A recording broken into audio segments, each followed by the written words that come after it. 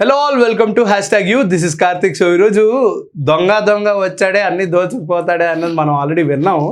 So ఇది నిన్న లైవ్గా చూడడం జరిగింది. దాని గురించి మాట్లాడడానికి కామన్ ఓటర్ మన ముందు ఉన్నారు. అసలు ఎవరి వల్ల జరిగింది, ఏం జరిగింది అనేది ఇప్పుడు తెలుసుకుందాం. Hi ma'am. నమస్కారం.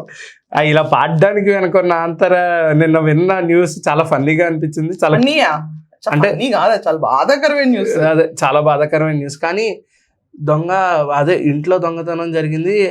ఎక్స్ సీఎం గారు వచ్చిన తర్వాత అనేది పెద్ద వైరల్ గా మారింది. ఇప్పుడు యాక్చువల్లీ బ్యాక్గ్రౌండ్ వేసారు, చాలా బాగుంది. ఫ్రాంక్లీ స్పీకింగ్, అంబటి రాంబాబుని పరామర్శిస్తాను కుటుంబాన్ని జగన్మోహన్ రెడ్డి ఒక 7 గంటల పాటు 35 కిలోమీటర్స్ ట్రావెల్ చేశాడు కదా. ఏం లేకపోయినా ఆ రోజు చూసాం, వెళ్తానే ఉన్నాడు. ఏంటబ్బా ఇంత దీక్షగా వెళ్తున్నాడు పాపం, ఏంటోలే అని చెప్పి ఎదురు చూస్తే ఇంటికి వెళ్ళి ఒక 10 నిమిషాల్లో వాళ్ళ వైఫ్ ని పరామర్శించేసి కూతుర్ని బ్లెస్ చేసి బయటకు వచ్చి ప్రెస్ మీట్ ఇచ్చాడు. ఈ హడావిడిలో వైసీపీ బ్యాచ్ అందరూ వెళ్ళారు కదా. అవును, ఆ వైసీపీ బ్యాచ్ అందరూ జగన్మోహన్ రెడ్డి వెనకమాల పర్యటిస్తూనే అక్కడ దాకా వెళ్ళిపోయి ఆల్రెడీ అక్కడ పోలీసులు నిబంధనలు పెట్టినా కూడా వాటిని ఉల్లంఘించేసి పోలీసులతో గొడవ పడిపోయి పోలీసులు చెప్తానే ఉంటారు, అగండ్రా బాబు ఏంటిదంతా, వస్తున్నారు కదా జగన్మోహన్ రెడ్డి గారు, ఆయన వచ్చిందా పరామర్శిస్తారు కదా, మీ అందరికి ఏంటి తొందర అంటే వినకుండా కూడా అక్కడ ఒక హల్లాగుల్లా క్రియేట్ అయిపోయింది. పాపి క్యాండిడేట్ ఏమో జైల్లో ఉన్నాడు. అవును, జైల్లో ఉన్న టైంలో ఇంటికి జగన్మోహన్ రెడ్డి పరామర్శించడానికి వెళ్ళాడు. వాళ్ళ ఇంట్లో 2 కిలోల వెండి 70 తులాల బంగారం గాయమైపోయింది జగన్ గారు వచ్చిన తర్వాత అని న్యూసే బయటకు వచ్చింది. ఇప్పుడు ఓకే, ఆయనకు మళ్ళీ వైసీపీ కార్యకర్తలు అందరూ వెళ్ళారు కదా. అవును, వాళ్ళు ఇంతసేపు ఇల్లు డ్యామేజ్ అయింది, జగన్ పరిశీలించడానికి వెళ్ళాడు, కారు బద్దలు కొట్టారు, వాట్ ఈస్ దిస్ హ్యాపెనింగ్, ఇదేంటి అని చెప్పి జగన్మోహన్ రెడ్డి గురించి ఆ రోజు పెద్దగా న్యూస్లు వేశారు. కానీ వీళ్ళ ఫ్యామిలీ కంప్లైంట్ ఇవ్వలేదు ఇప్పుడు దీనిపైన, ఇవ్వలేదు ఇంకా.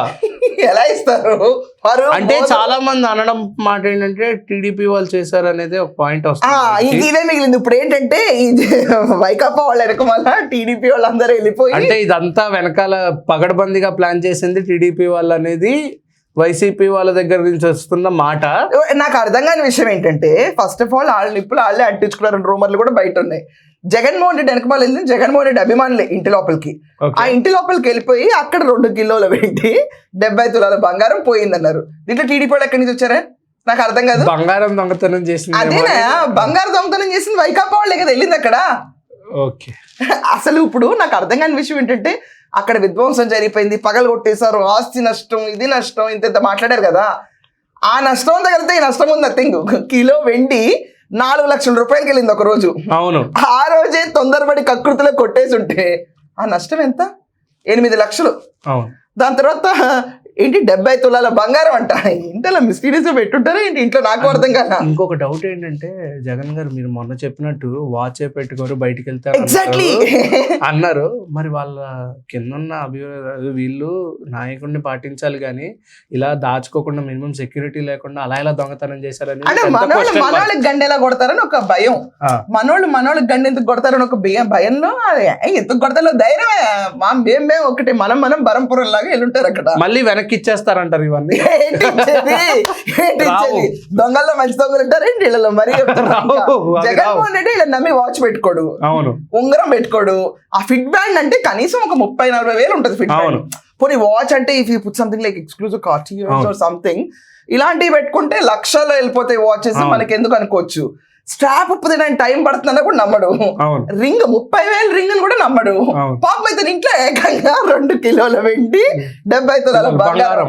ఇదంతా అసలు నువ్వు ఆలోచించు. అంబటి రాంబాబు గురించి డాన్స్లే వేస్తాడు, యూట్యూబ్ ఛానలే పెట్టుకుంటాడు, దాంట్లో వచ్చే చిట్టి రెవెన్యూ చిన్ని ఆశల కోసం అతను కష్టపడి ఒక యూట్యూబ్ ఛానల్ పెట్టుకుని దాంట్లో మాట్లాడి సాక్షికి ఇస్తాడు. సాక్షికి ఇచ్చిన వెంటనే తన ఛానల్లో పెట్టుకుంటాడు. ఇవన్నీ అంటే జనాల దగ్గరికి అవుదామని కాదు, రెవెన్యూ, ఐ నీడ్ రెవెన్యూ.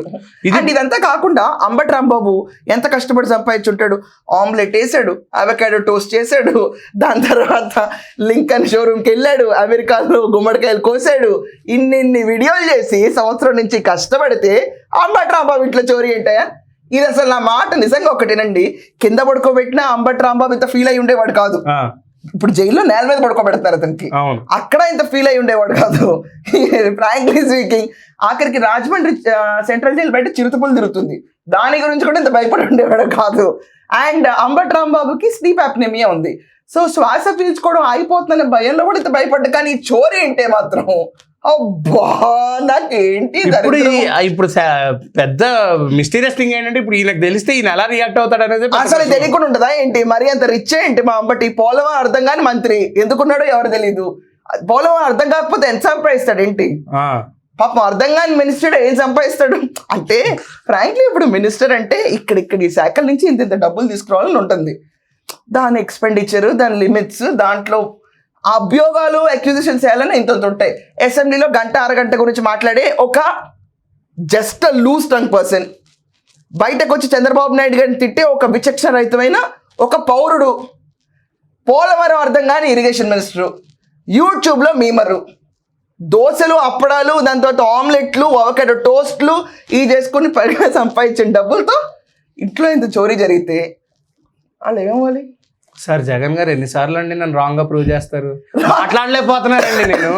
ఏం మాట్లాడాలి నేను చెప్పండి. అంటే నన్ను రాంగ్ గా ప్రూవ్ చేస్తున్నారు ఆయన. ప్రతిసారి అదేదో డైలాగ్ ఉంటది కదండి, you are proving me wrong, very wrong అని జెర్సీలా డైలాగ్ నేను ప్రతిసారి అనుకుంటున్నా. ఒకవేళ అంబటి రాంబాబు ఇంట్లో సీసీ కెమెరాలు పెట్టినా, ఆ దొంగలు చెప్పినా వీళ్ళు బయట చెప్పుకోలేని పరిస్థితి ఇప్పుడు. ఎగ్జాక్ట్లీ ఇప్పుడు అసలు మొత్తం బరువు గంగవాళ్ళు అయిపోద్ది, చెప్పుకోలేము. ఇది ఒక పొలిటీషియన్ కి జరిగిన నష్టం అనుకోవచ్చా, ఇన్ఫ్లుయెన్సర్ కి జరిగిన నష్టం అనుకోవచ్చా? ఇన్ఫ్లుయెన్సర్ కి జరిగిన నష్టం. నాకు అదే బాధగా ఉంది పాపం అంబటి చూసి. పొలిటీషియన్ గా ఏమంత పెద్ద పేరు ఉందని అతనికి ఏం పేరు లేదు. ఓకే బూతులు తిట్టడానికి ముందు ఉంటాడు కాబట్టి అంతకు మించి అంబటి రాంబాబుకి ఏం పేరు లేదు. ఇప్పుడు పాపం అతని గురించి నా బాధలో ఏంటంటే నేను చాలా కన్సర్న్ యాంగిల్ లో చెప్తాను. ఇది దిస్ నో వే జోక్. నేను ఇదివరకు కూడా చెప్పాను, మనం ఏదైనా టార్గెట్ చేసి ఒక పర్సన్ గురించి మాట్లాడుతుంటే we can talk light about that person on a humorous note. పాపం ఇతని గురించి ఇప్పుడు బంగారం దొంగతనం అయిందంటే కింద సంజనా సుకన్య అని పేర్లు తీసుకొస్తారు అందరూ. నో ఐఎమ్ సారీ, అలా నవ్వకూడదు. అది ఆ పేర్లు తీసుకొచ్చి కమెంట్స్ రాసేస్తారు అందరు కింద. సంజన ఫీల్ అవుతుంది, సుకన్య ఫీల్ అవుతుంది, అలా రాయకండి ఎవరు కింద. ఇది వాళ్ళ ఇంట్లో జరిగిన బంగారు నష్టం. అంబటి రాంబాబు పాపం ఫీల్ అవుతాడు ఇలాంటి కమెంట్స్ చూస్తే. అది కూడా ఎక్స్ సీఎం గారు వెళ్ళారు, అది కూడా గుర్తుంచుకోండి. ఎక్స్ సీఎం మాజీ వెళ్ళాడు. మాజీ వెళ్ళిన తర్వాత అది కాకుండా నిన్న ఒక బ్యానర్ వైరల్ అవుతుంది. అంటే ఇందాకే నేను చెప్పాను షోలో, బట్ ఇప్పుడు మళ్ళీ యాప్ట్ గా ఉంటుంది. జగన్మోహన్ రెడ్డి బర్త్డేకి వాళ్ళు ఒక బ్యానర్ వేసి నువ్వు సృష్టించే విధ్వంసం కోసం ఎదురు చూస్తున్నాం 2029 అని జగన్మోహన్ రెడ్డి కోసం వాళ్ళు ఫ్యాన్స్ బ్యానర్ వేశారు. లేదు వాళ్ళు ఎదురు చూస్తున్నారంట అతను సృష్టించే విధ్వంసం కోసం. ఆ విధ్వంసంలో ఎన్ని జరుగుతూ ఉంటాయి మరి.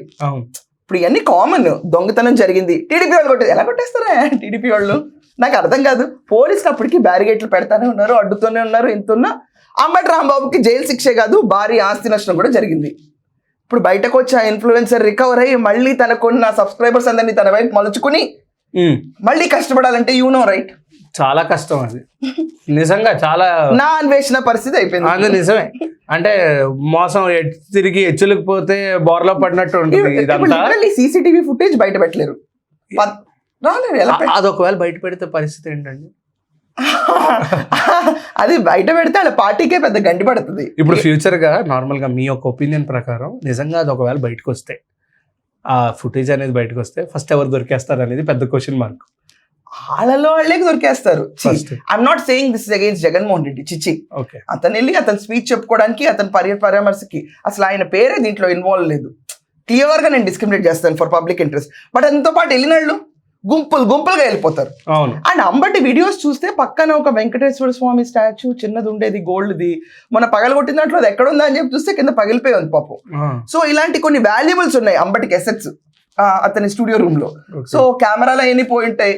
కెమెరాలు ఉన్నాయో కొట్టేశారో నాకు తెలియదు. మరి సీసీటీవీలు పనిచేసినా కూడా ఈ దొంగలు ఎవరు బయట పెట్టరు. అంటే పరువు నష్టం.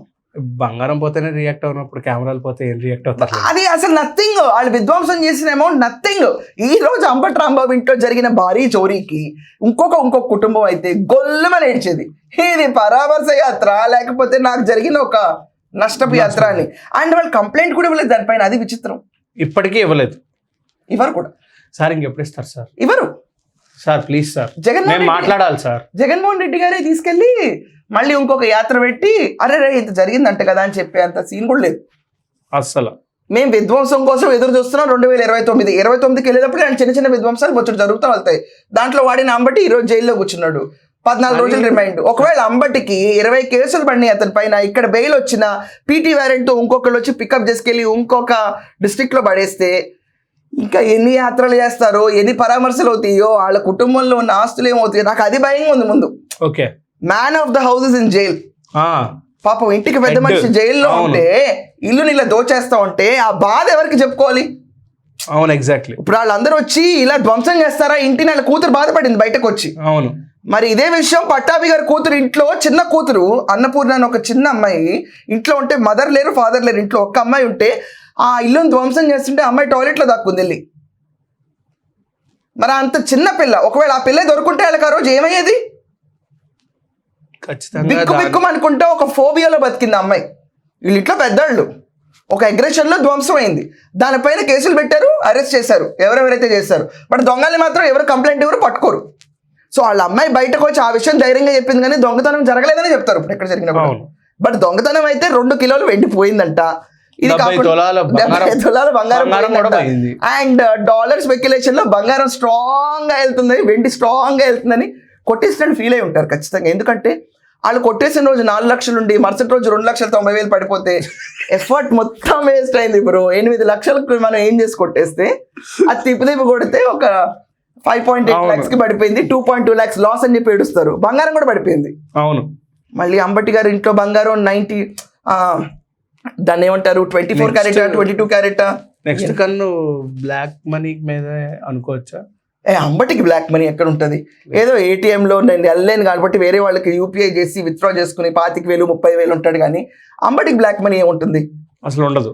మినిస్ట్రీ అర్థం కానీ అంబటికి బ్లాక్ మనీ ఏంటి?